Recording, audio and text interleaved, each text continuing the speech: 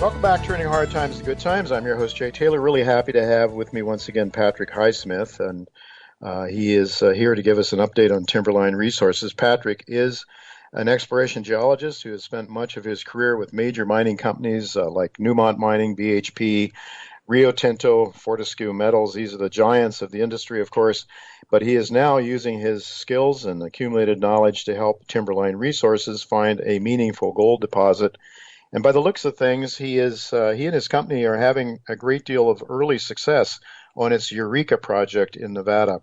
Before I say hello to Patrick, just like to pass along a couple of key metrics here. The company trades in the U.S. under the symbol TLRS. You can buy it in Canada under TBR. About 158 million shares outstanding. That's after a financing that was announced just yesterday, a 4.7 million financing. When I checked a little earlier today in U.S. money, the stock was a mere 21 cents, giving it a market cap somewhere around, $33 million or so in U.S. money. So it's a really baby company. It's a minuscule market cap. But I think when you hear the story, you're going to think maybe it's one that you should pay some attention to. Thanks for joining me, Patrick. Thank you, Jay. It's always good to be here. It's always good to have you with us to talk about this exciting story. You did just announced yesterday $4.7 million financing. What can you tell us about that raise, the purposes of it, of course, and maybe who was involved and who are the major owners of your company now? Last night when I was Absolutely, Jay. Yesterday we did announce the closing of a financing just under $4.8 million U.S. Jay, we did that at 25 cents U.S. or 31 cents Canadian. It's equivalent in Canadian dollars. And really it was orchestrated to facilitate a major investment, Jay, from a fund out of Ireland called the Jupiter Gold and Silver Fund. They are focused on precious metals, both mining equities, ETFs, and the metals themselves, and a real, true precious metal fund of significant size. And they're now a 9.9% owner of Timberline on an issued and outstanding basis, and we're really proud to have them on board. And combined with Crescat Capital, who remains our largest outside shareholder, we have about more than 15% at the board level. And then we have Crescat Capital and Jupiter as our largest institutional shareholders. So this was really a fit-for-purpose financing, Jay, based on the results we've announced in the first quarter from the Eureka project. We ripped into some fantastic holes there from a zone we call the water well zone. We'll talk a little bit about those, I'm sure, but those results got some attention on us and a lot of good meetings, a lot of interaction with institutional investors that led to this financing with a 25-cent price on it and no warrant. So I think given the volatility we see in this market and a bit of the fear factor, everyone knows gold is going higher, but risk swings into the off and on sort of almost a daily basis, Jay. And, we feel quite positive about closing this financing with such quality investors with no warrant at a time like this to put more than $5 million in our treasury now, well over $5 million U.S. to fund a robust exploration program that's starting this month in the middle of May. Right, and of course, you, as you mentioned, you had some really encouraging results from the water well zone. Earlier, I guess last year, you reported. I can't remember exactly the dates. Maybe early this year, actually, February and March. Yeah, and I'm looking at 44 meters of 4.1 grams per ton. It included 12.2 meters of 9.2 grams per ton. Yet another 41 meter intersection, 5 grams per ton, and 19.8 meters of 9.5 grams per ton. The same drill hole, I believe. Both of those. So these are really encouraging, and this is the water well zone. Was this the first of the really high-grade holes that have been hit on your Eureka project? Jay, for those not familiar, the Eureka project's been around for a while. It has a resource that was generally regarded as potentially heap leachable, Jay. It was lower grade, a lot of oxide in that resource of about 500,000 ounces of gold. At 0.62 grams, but it comes to the surface. But it has some higher grade roots, Jay. So we follow the higher grade beneath that, in that resource and beneath it, out to the east here into this water well zone. So it adjoins the resource, but it is not part of it yet. So this is a real chance to add tons and grade.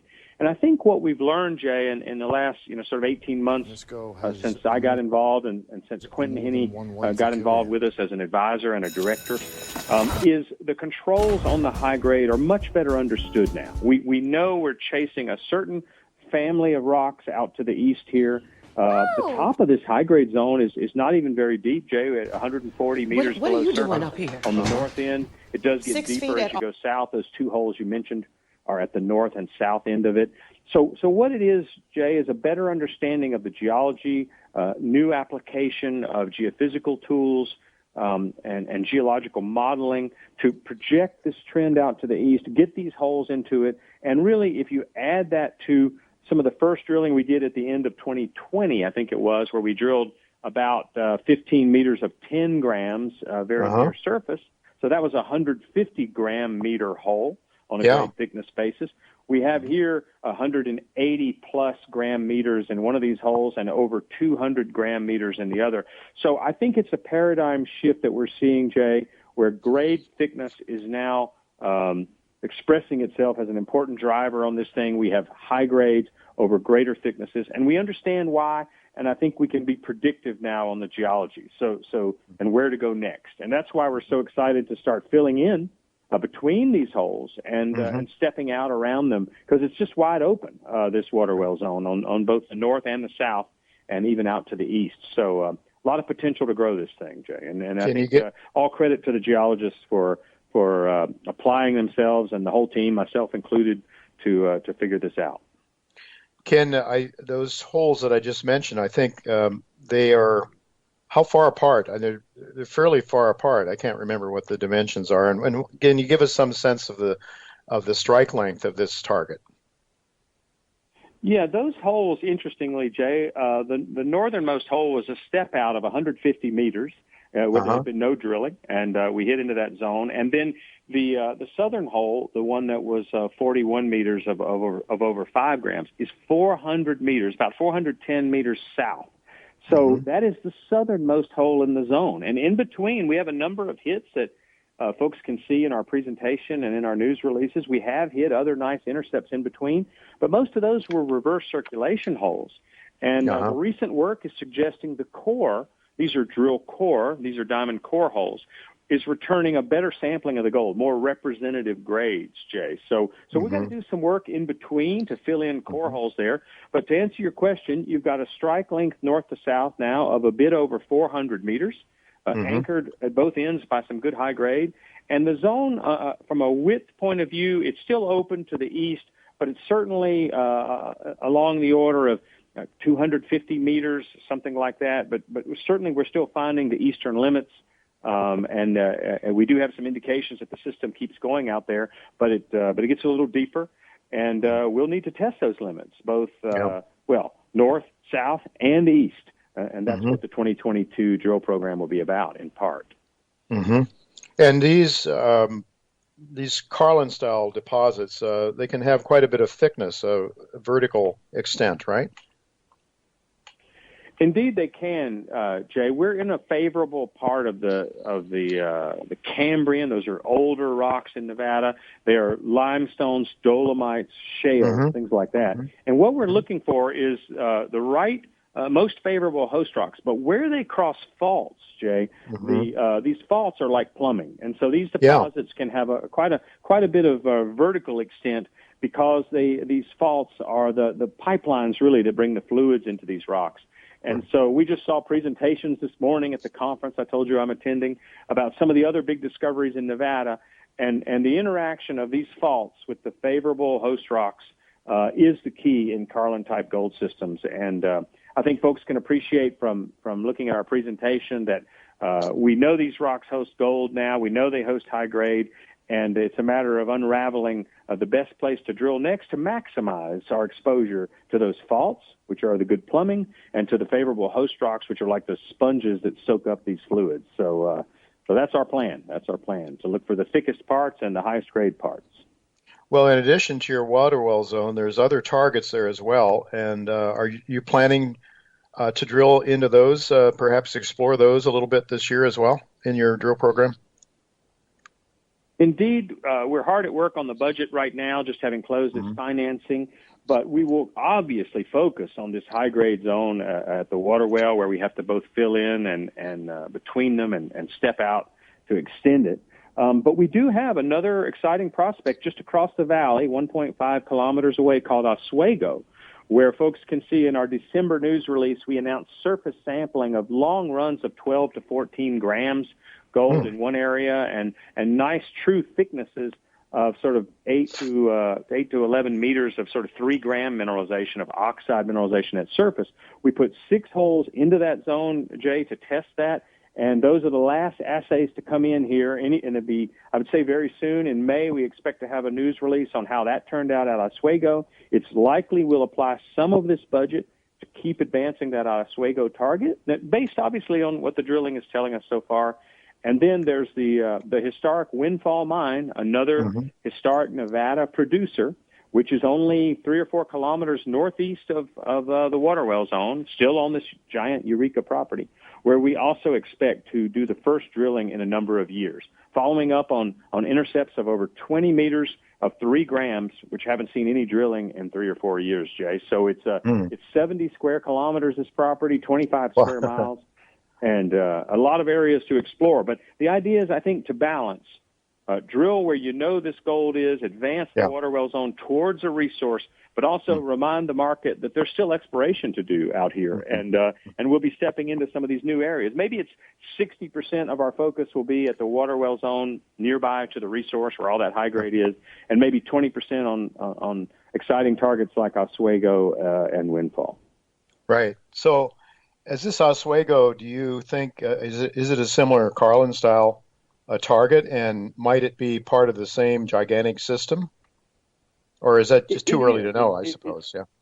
Well, it's definitely Carlin type. We do know that, Jay, and the rocks are substantially similar. And in fact, it's on a big fault that dips to the west. So in other words, towards the lookout and water well areas. It sort of and then in the middle, we've done a bit of drilling and we've reported some interesting intrusive rocks there, and we have a big geophysical anomaly between the two systems, Jay. So in actual fact, the symmetry of Oswego being on the east side and water well being on the west side of this big geophysical anomaly has us pretty excited that they may well be connected at depth. And there's some really attractive host rocks down there that we know host Carlin-type mineralization just north of us at I-80 Gold's very large Ruby Hill Archimedes project just to the north of us here. Those are good host rocks. We know they're down there, and we've got to get holes into those as well. So same type of mineralization, perhaps part of the same big system, Jay. So another reason to be excited about the size potential of what we're doing here. Yeah, for sure. Well, how soon might the drills start to turn, Patrick? We do have drills under contract, and as you know, that could be a challenge in this market. There's still a lot of exploration going on out here. So we have our first rig showing up in the middle of May, and the second rig later in the month. So drilling is imminent, sort of 2 weeks away. We should have the core rig turning in the water well zone. Right. Well, $33 million market cap at a time now when the market isn't overly excited about gold stocks, to say the least, the general exploration story. So what might investors keep an eye out for now? I believe you still have some assays maybe that you're waiting on. Is that true? Or do I? That's right. There'll be some more technical news this month, Jay. As I mentioned, Oswego, we've still got a few holes there. They were shallow RC holes, but the first holes ever there by Timberline. So those will be coming probably before the end of May.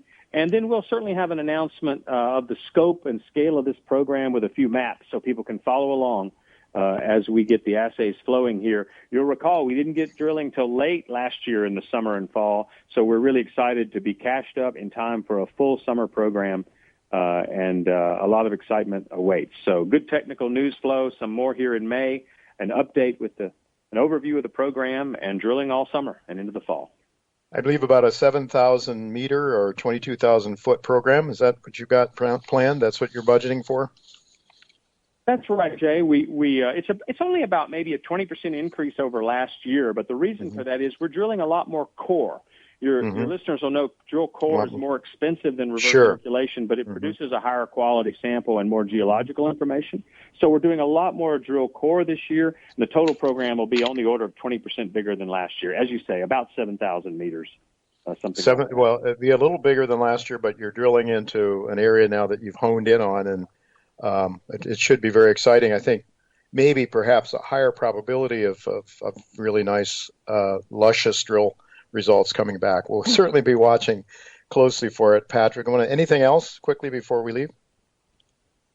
Well, no, it's a great kickoff to the season here. As I told you, we're out at the Geological Society of Nevada meeting in Reno. Our friend Quentin Henney is here speaking at a luncheon tomorrow. And I just want to say, great energy, 1,400 explorers in this building. A lot of nerdy geological talk happening, and a lot of interested eyes are looking at Timberline's rocks. We've got a core shack here showing off some of this beautiful drill core. So it's a great way to kick off the season, and frankly, to get back to face-to-face conferences with our colleagues here. So great kickoff to the season. Yep. Yeah, probably a lot of our listeners don't understand or can't quite comprehend how excited geologists get when they see certain kinds of rocks, Some for sure. Yeah, it's a phenomenon to behold. It is indeed. Very interesting. Thank you so much, Patrick, for being with us, and we'll look to keep up with this story as the weeks and months unfold. Thank you so much. Thank you.